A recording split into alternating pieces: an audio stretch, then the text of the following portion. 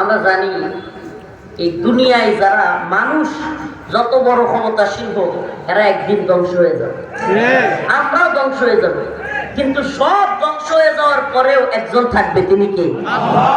তাইলে ভয় পাইলে উনারই পাবো, ভয় পাইলে মির্জা ফখরুল ইসলাম আলমগীর সাহেবের এই বক্তব্য গোটা জাতিকে হতাশ করেছে, গোটা জাতি কষ্ট পেয়েছে।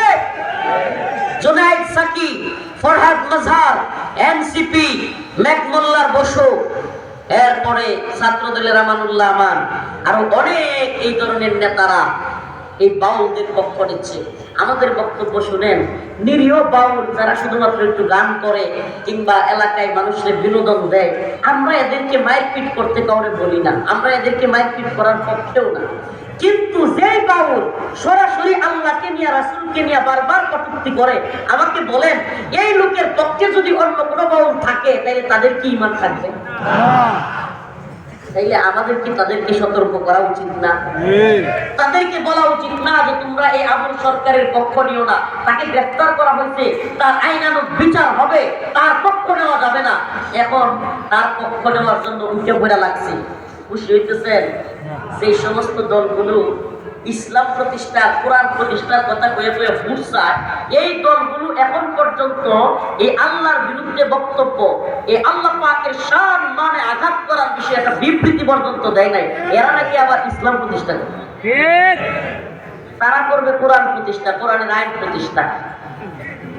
লজ্জা লাগে এদেরকে দেখে। ওই যে কিছুদিন আগে আরেকটা বিষয় হয়েছিল, পরে 3 দিন পরে নর্থ সাউথ ইউনিভার্সিটিতে, আপনাদের খেয়াল আছে কিনা, কোরআন পড়াইছিল। কোরআন 3-4 দিন পরে জামাত ইসলামী একটা বিবৃতি দিছিল। আর এখন তো আল্লাহ পাককে নিয়ে আসলাম বাউলরা ইচ্ছা মতো বাজে কথা বলতেছে, সারা দেশ এই বিষয়ে জানতেছে। লেবার পার্টির মতো দল তারা বিবৃতি দিচ্ছে, আরো বিভিন্ন দলের এই গণ অধিকার পরিষদের রাশেদ খান, ফারুক আহমেদ, এই সমস্ত ছেলেগুলো, এই সমস্ত ভাইরা পর্যন্ত বিবৃতি দিচ্ছে এগুলোর বিরুদ্ধে। অথচ তারা নাম দিছে ইসলামিক দল। অনেক দল, একটা শুধু বলতেছি না। এই তথাকথিত ইসলামিক দল জনগণের কাছে বলে ভোটের জন্য যে আমরা সংসদে গিয়ে কোরআন প্রতিষ্ঠা করব। আল্লাহর বিরুদ্ধে কথা বলছে, আপনি কিছু বলতে পারেন না, আপনি আবার কোরআন প্রতিষ্ঠা করবেন। কোন কোরআন এটা? কোন কোরআন এটা? লজ্জা হওয়া উচিত আপনাদের, লজ্জা হওয়া উচিত। আপনাদের উপর জুলুম হয়েছে, নির্যাতন হয়েছে হাসিনার সময়, আমাদের উপর হয়েছে। আমরা আপনাদের সহযোগী ছিলাম, সহযোগিতা ছিলাম, কিন্তু এখন 5 আগস্টের পরে হতাশ আপনাদের প্রতি, হতাশ। হায় আফসোস, এই যদি হয় গণতান্ত্রিক রাজনীতি, এই যদি হয় কৌশল যে পশ্চিমারা রাগান্বিত হবে, পশ্চিমারা ইংরেজরা নারাজ হবে, এই জন্য যদি আমাদের চুপ থাকতে হয়, তাইলে মনে রাখবেন আল্লাহকে খুশি করার রাজনীতি আপনারা করতেছেন না, পশ্চিমাদের খুশি করার রাজনীতি করতেছেন। আল্লাহ পাক কি বলছে? আল্লাহ পাক বলছে লা তা'তাদিরু ক্বাদ কাফারতুম বা'দা ঈমানিকুম। দেখেন সুবহানাল্লাহ, আল্লাহ বলছে লা তা'তাদিরু ক্বাদ কাফারতুম বা'দা ঈমানিকুম। কোনো উযর আপত্তি চলবে না। এটা কার কথা? আল্লাহ। কেন বলছে মুহাম্মদ বিন মাসলামা? নাই একটা ঘটনা শোনাবো আপনাদের। আল্লাহ রাসূল সাল্লাল্লাহু আলাইহি সাল্লাম একদিন খুব কষ্ট পাইছেন। কাব বিন আশরাফ, ইহুদিদের এক নেতা, নাম কি? ঘটনাটা মনে রাখবেন মুসলিম উম্মাহ। কেন আমরা বলি আমাদের কিছু মুহাম্মদ বিন মাসলামা দরকার, আমাদের গণতান্ত্রিক আব্রাহাম লিঙ্কনের দরকার নাই, আমাদের গণতান্ত্রিক জর্জ রুশো হওয়ার দরকার নাই। এই তথাকথিত সিল মারো ভাই সিল মারো, এই ফুট সিল দিয়া এই কিয়ামতের পর থেকে এই কি বলে পৃথিবীর শুরু লগ্ন থেকে আজ পর্যন্ত 1 ইঞ্চি ভূমিতে ইসলাম প্রতিষ্ঠিত হয় নাই। লিখে রাখতে পারেন, হবেও না। এই জন্য বলি আমাদের মুহাম্মদ বিন মাসলামা দরকার। মুহাম্মদ বিন মাসলামারা এই সিলমারোর পথে আসবে না। মুহাম্মদ বিন মাসলামা রাদিয়াল্লাহু আনহুর মতো সাহাবায়ে কেরাম ওয়ালা ঈমান জজবা আসবে দাওয়া ইআদাদ জিহাদের পথে, শাহাদাতের পথে। আল্লাহর নবী কষ্ট পায় সাহাবায়ে কেরামকে ডাকলেন, হে আমার সাহাবারা, হে আমার সাহাবারা, কাব বিন আশরাফ আমারে নিয়ে গালি দেয়, কবিতা লেখে, আমার বিরুদ্ধে কবিতা লেখে, আমারে গালি দেয়। তোমাদের মধ্যে কে আছো, কে আছো কাব বিন আশরাফকে কতল করবে, হত্যা করবে? সুবহানাল্লাহ বলবেন। যারা বলে হুজুর আপনারা যে মানুষকে জজবা তুলে দেন, মানুষকে জাগায় দেন, মানুষ জিহাদের কথা বলেন। আল্লাহ নবী কারোর জীবনে মারতে বলছে?